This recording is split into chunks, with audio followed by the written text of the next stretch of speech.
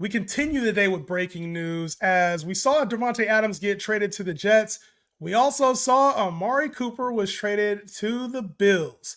And this is a very impactful move for multiple reasons now. Obviously, with the Bills side, we know Josh Allen gets a big bump up. He needed this, right? He needed this receiver the same way he was missing Stephon Diggs. We had talked about this. This was an impactful move for Josh Allen to continue to secure this number one quarterback spot that he's had over the years. Desperately needed it with Khalil Shakir banged up for a portion of a couple games, right?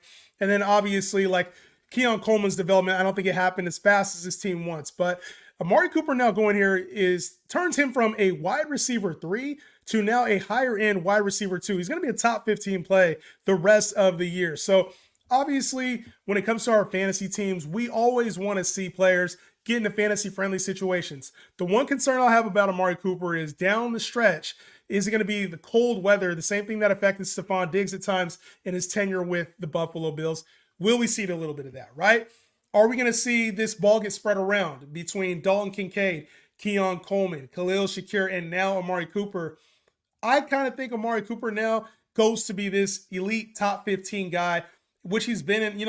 Amari Cooper's had stretches of games where he's been a wide receiver 1. So for the Bills side of this, I think it opens up a lot of things. Obviously, Khalil Shakir, who was looking like he might be a wide receiver 3 the rest of the year, is probably not going to be that. He's being more on the flex radar, a little inconsistent. Keon Coleman, who I think had a little bit of upside as the season went on, probably isn't ready to be the guy yet, but we'll see a lot of coverage against secondary receivers. So maybe there's some upside there. And as far as the ground game goes, obviously this could mean that James Cook might be a little bit more injured than they're letting on, might be something that is an extended period of time, as we saw Ray Davis really take a nice role for this team. But the way I see this obviously opens things up in the running game as well for James Cook when he does return. So overall on the Bills side, I think this is a really positive move for the Bills offense. Amari Cooper and Josh Allen specifically. James Cook, who's been an up and down play at times at the running back position, will continue to be that, but we'll see some increased opportunity and efficiency.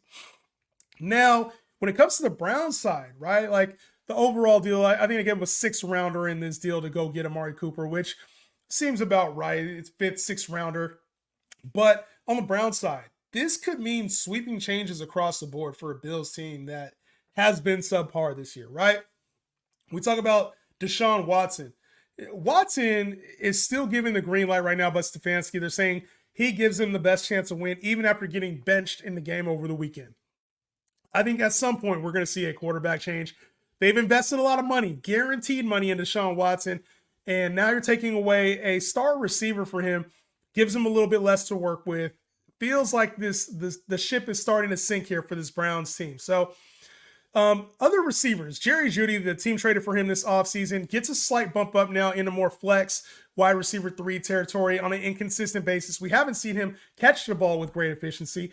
But then also, it's the quarterback too, right? Like with Jameis, does he look a little bit better? With Deshaun, can these two get on the same track? He played over 90% of the snaps, which you want to see, but only had 1 catch in the game.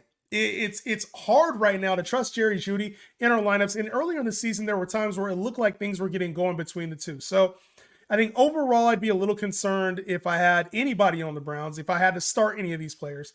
But with Nick Chubb on the way back, obviously more work expected now for Jerry Jeudy. There could also be another receiver here that does have increased opportunity, and that's Cedric Tillman, okay? So Cedric Tillman was a 3rd-round rookie last year. Obviously he hasn't had much of an impact this season, but he's been seeing about 30% of the snaps. So I think this is an opportunity for them to see what do they have in Cedric Tillman, and if he's a guy that can at least be somebody on this team that can at least get a few targets, few catches, a few anything for this team that desperately needs offense. I'm not saying I think he's a pickup. He's more of a watch right now, and we got to wait and see how this thing all shakes out. If the Browns decide to make any other moves, if David Njoku takes an additional roll up, if Deshaun Watson is even the starter. A lot of question marks coming out of Cleveland now that this trade has been complete.